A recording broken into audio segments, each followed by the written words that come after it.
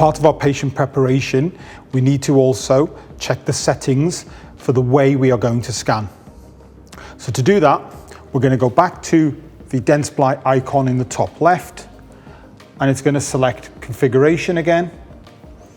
You have three choices: parameters, device, and settings.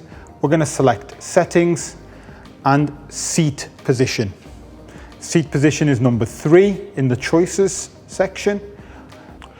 So now that you've selected seat position, you've got 3 choices in your position relative to the patient.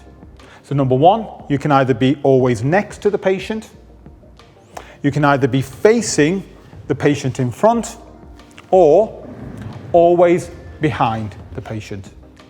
You will see that I will select always behind because that's how I prefer to scan. So I'm going to select always behind, and I'm going to exit now that that setting is set, and I'm now ready to acquire the upper and lower scans.